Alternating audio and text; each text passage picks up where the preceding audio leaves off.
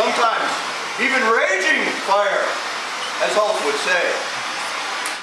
But hopefully not today. Fire is an essential part when it comes to removing impurities, refining materials. In fact, the heat is used to make the metal more malleable. Then there's the hammer. Hammer used to strike the steel. It molds and shapes the metal into something new and useful. Then of course we have the anvil right here. The solid surface on which all that work is done. And as I hear, the weapon of choice for road runners around the world. But each part is critical to the operation, and in the hands of a master craftsman, which I am not, I just have the little smock. But these tools can take something that's broken, something that's misshapen, imperfect, and create something incredible. There's an old saying that talks about being on the anvil. And that's come to represent those times in our lives where we face trials and hardships. And those experiences, they affect us. But they also leave us changed as we go through the process. Last Wednesday, during what is hopefully winter's last great hurrah, the big blizzard that we had, we started a new sermon series called Stories Under the Anvil. So over the next few weeks, as we make our way to Calvary this Lenten season, we're going to be taking some time to look at the way that God changes us. Sometimes it's through the challenges that we face. Sometimes it's through pain and heartbreak. At times, God can even use our failures and our regret. But He takes those experiences and He uses them, puts them on the anvil to refine and mold us into someone who more and more looks like His Son. The Apostle Peter explains it like this. He wrote, "Though now for a little while you may have had to suffer grief in all kinds of trials. These have come so that your faith of greater worth than gold, which perishes even though refined by fire, may be proved genuine and may result in praise, glory, and honor when Jesus Christ is revealed." So each week we're going to look at a different aspect of God's refining, what He does in our lives.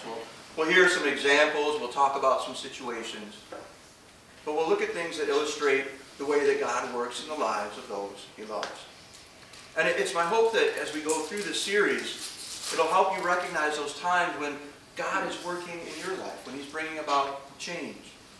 And encourage you, even though it's difficult, sometimes even heart-wrenching, to welcome those days when we're on His anvil. In his book, 6 Hours, One Friday, author and pastor Max Lucado tells a story about his friend, Joy, who's a teacher to underprivileged children in the inner city church. He says her class is a lively group of 9-year-olds. He explains that they have this love of life, but they're not afraid of God. There's one exception, though, however, and that's a timid girl by the name of Barbara. She's had a very difficult home life. It's left her afraid and insecure. During the weeks that Joy was teaching the class, Barbara never spoke. Never. Not one word. While the other children talked, she sat. While the others sang, she was silent. While the others giggled, she was quiet. Always present, always listening, and always speechless. That wasn't until one day when Joy taught a class about heaven. Joy talked about seeing God, and she talked about tearless eyes and deathless lives. And Barbara, she was fascinated. She wouldn't release Joy from her stare. Every word she hung on like it was so important. She listened with hunger. And then something completely unexpected happened. Little Barbara, she raised her hand. And in a voice just over a whisper, she said, "Miss Joy?" Joy was stunned because Barbara had never done this before. She'd never asked a question before. "Yes, Barbara," Joy replied. "What you told me, what you told us, sounds wonderful. It sounds really nice," coming from a 9-year-old. But is heaven for girls like me? Cato wrote, "I would have given 1,000 sunsets to have seen Jesus' face as that tiny prayer reached his throne. For indeed that is what it was, a prayer. An earnest prayer," he said, "that a good God in heaven would remember a forgotten soul on earth. A prayer to take a life that no one else could use and use it as no one else could. A prayer to do what God does best, take the common and make it spectacular." And you know, that's a question that a lot of us can struggle with in one way or another. In our brokenness, our sinfulness, and the times that we struggle with addictions and failures, we can wonder, just as little Barbara did, do we have a place in heaven? Is heaven for us?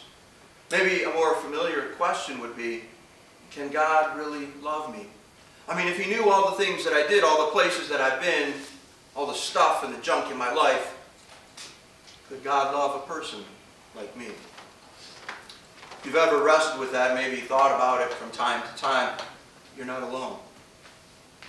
As we're going to look at this morning, God's answer is always the same. It's a resounding yes. Yes, I can.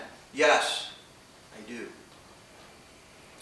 In our reading from today that Rich shared with us a few minutes ago, Jesus was on his final trip to Jerusalem. And there he would stand before the Sanhedrin, before Pontius Pilate. He'd be falsely accused. He'd be condemned. And eventually he'd be led off to die on the cross for the sins of the world. But for now, word of his ministry, his teachings, his miracles, they had spread all over the region. So it's no wonder that people reacted the way they did when they heard that Jesus was coming. The Messiah was coming. And as I've mentioned in Bible study before, when we look at the details in the account that we get from Scripture, that's where we see the real significance of what Jesus said and did. In this case, the men in the story, they were all infected with leprosy. It was and still is one of the world's most horribly debilitating diseases. It leaves people with severe damage to the form and function of their bodies. And in Jesus' time, due to lack of medical understanding, there was fear, there were strict religious laws. People with leprosy were cast out of society. They were often forced from their community to live out the rest of their lives in isolation, without ever being touched, without ever having connection to another human being. Have you ever felt lonely or abandoned before? That can be one of the most just painful, difficult things to endure. And that was their experience every day. They often wore clothes made from rags or a brace of sackcloth. And they were required to wear either a bell on them or to shout in a loud voice as people came by, "Unclean!" to warn others not to approach. It was forbidden to touch or come close to anyone who was infected. Try to imagine then the hope and perhaps the joy they felt on that day when they heard that Jesus was coming. "Jesus, Master, have pity on us!" they cried out. One final desperate act. One last chance. But would God hear their cries? Anyone else would have moved across the street. They would have avoided the situation. They would have stayed away. But not Jesus. You see, he saw something in them that the world didn't see. He saw what could be. He saw a person and he saw potential. Though all the scars and the blisters and the pain and the rotting flesh, Jesus saw the person that he came to save. Did you know that's what he sees in you as well? Underneath all the hurt and the scars, underneath the disappointments and the resentments, we feel broken. We carry that around with us.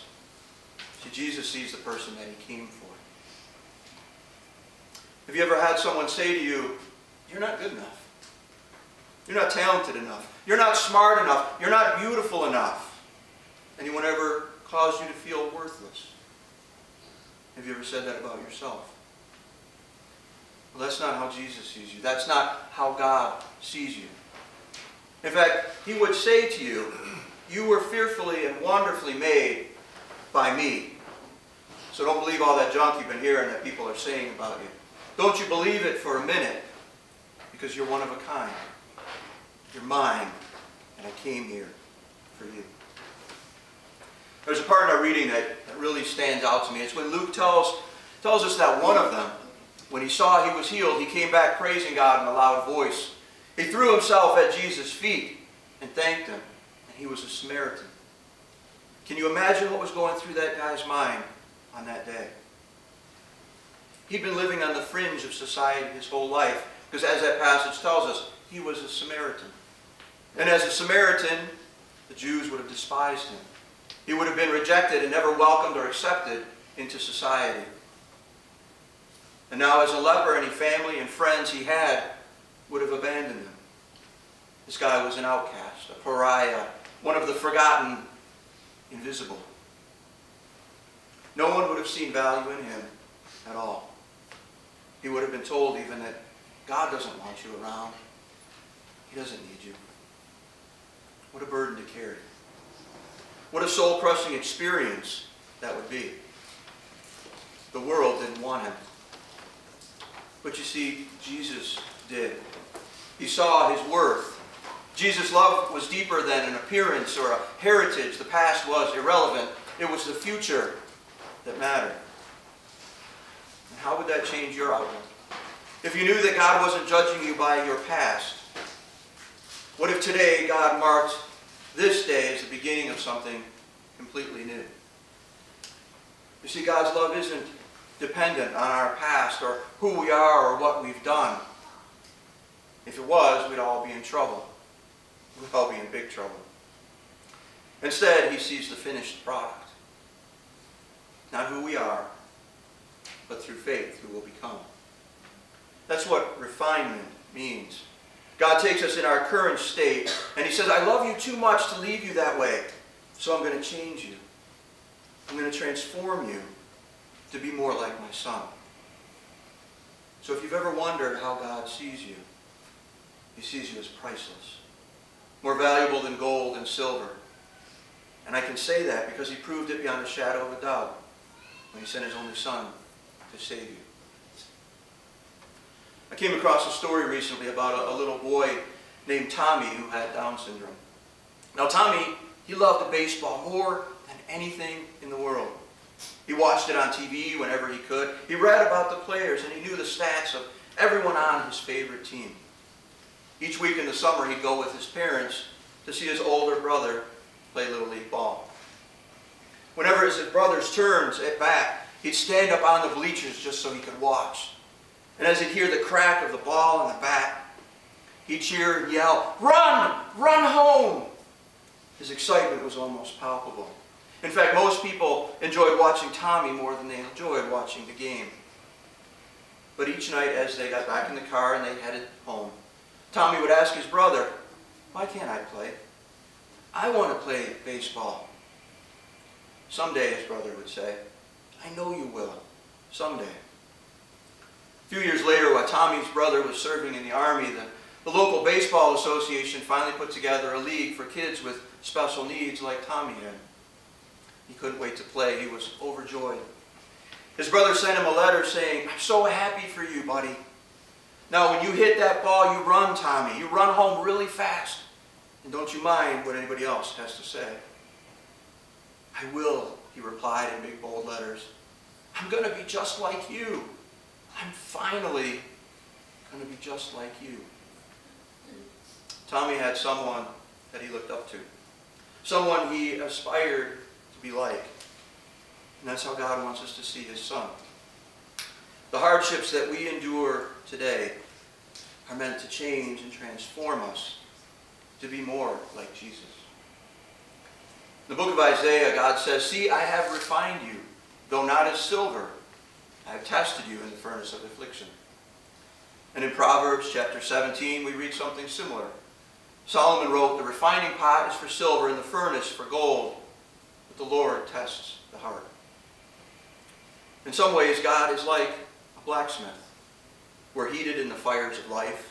His hammer works and reworks, until we start to look a little bit like Jesus.